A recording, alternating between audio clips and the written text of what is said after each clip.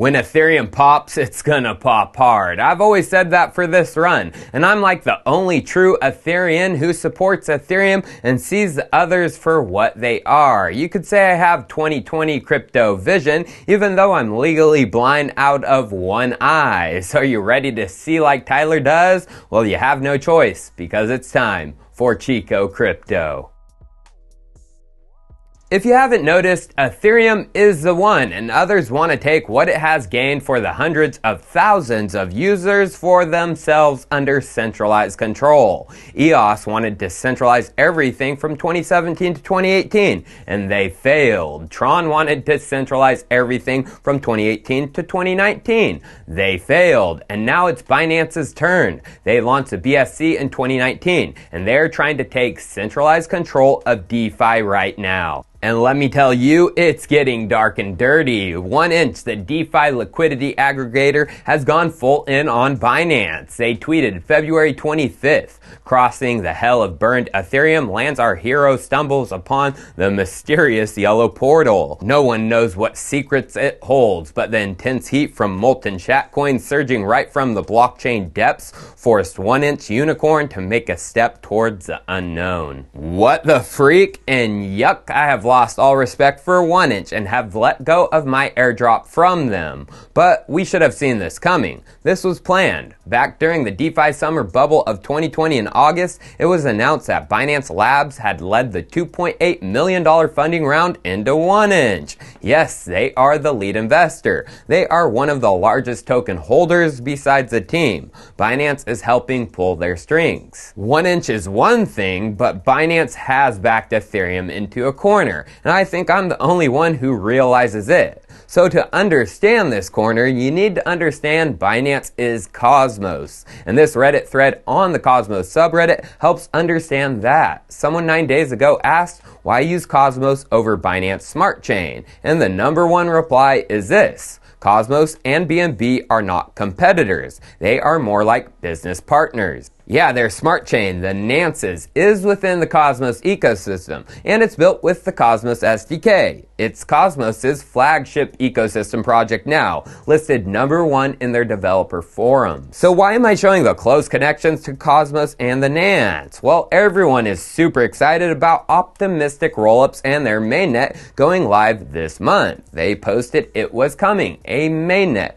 sooner than expected. Good news, right? Well, yeah, if it's the full mainnet. We don't know what their mainnet entails, but we do know this. The Plasma Group raised their funds from Paradigm in January of last year. Yeah, the powerhouse VC founded by Matthew Huang and Fred Ursum, and it includes the likes of Charlie Noyes. Well, that same Paradigm is a lead investor in Binance's business partner, Cosmos creator Tendermint. And Binance, Cosmos' best friend, is tweeting their attack against Ethereum. ETH is a network for the rich guys now, but soon those guys will be poor. Then calling themselves 75% of the crypto markets and for developers to move to them, including Ethereum's largest DApp, Uniswap. Uniswap, why don't you move to Binance, thus Cosmos? Forget about the scaling solution, Optimism PBC and their rollup. Wait, isn't that Paradigm back too? The rollups? And then wait, isn't Uniswap Paradigm back too? So the question is, whose side is Paradigm on? Cosmos or Ethereum's? Or is it just not that complex and Paradigm has both hands in the cookie jar? Well, we will see within the next 30 days just how good the Optimistic rollup is from Optimism PBC, how decentralized it is, and if people will use it, like if Uniswap will be deployed with synthetics on top of it. Well, that is a tough one for me to say right now, but Matt Huang, who leads Paradigm with Fred, should know how far along many of his investments are. They lead investments or are part of investments in Cosmos Tendermint, Optimistic rollups, and Uniswap. What did Matt tweet about just last month? Exploding head emoji, a credible path towards a fully decentralized, composable Stark-based rollup. This will be the key to scaling Ethereum DeFi long term, with a retweet to Starkware's ZK rollup. So not optimistic rollups, Matt? Or are they the solution in the short term is what you meant, because Paradigm also has their hands in the Starkware cookie jar? So you see, indirect connections from Cosmos to optimistic PBC and beyond through Paradigm.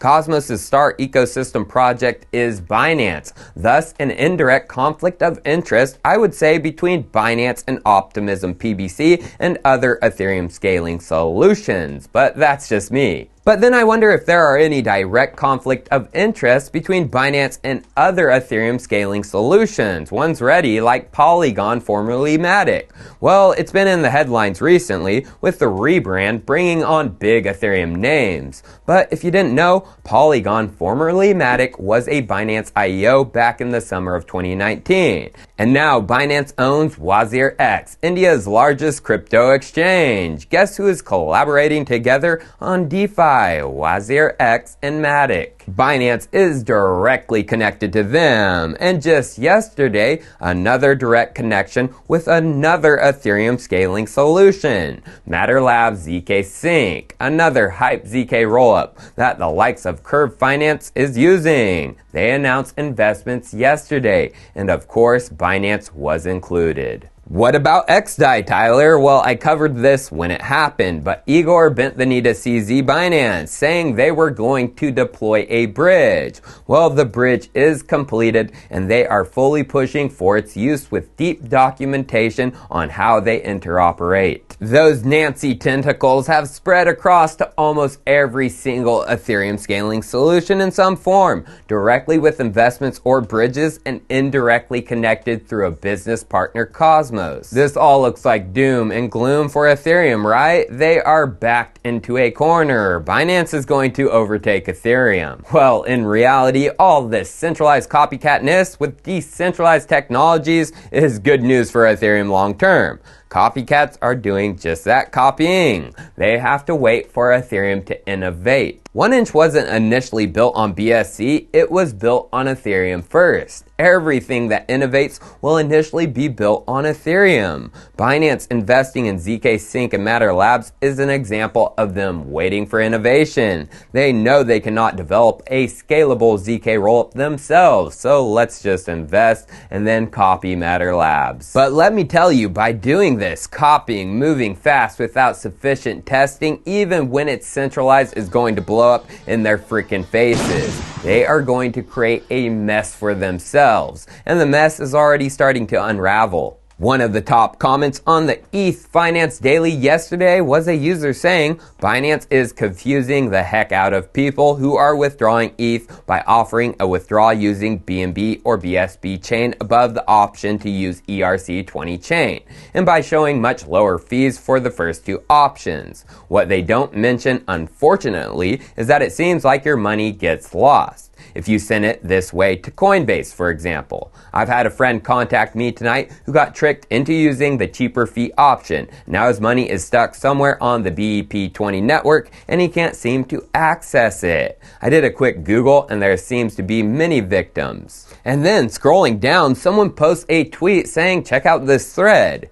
Going to that, it's from the FTX exchange, and they say exchanges need to make it clear what chain an address is for and what chain the withdrawal will be sent on. FTX currently credits the first time a deposit is sent on the wrong chain for free. BSC alone is costing us millions in support and dev time.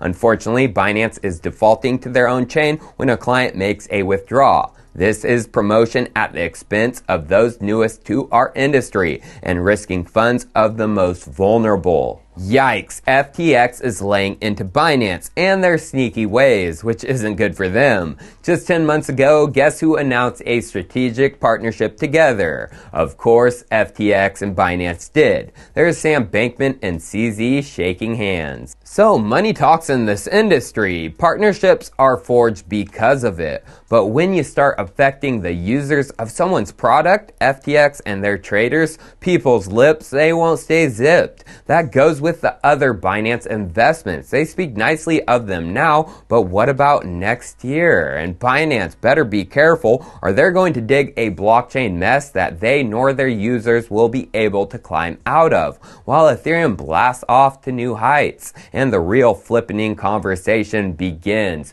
BTC versus ETH. Cheers. I'll see you next time.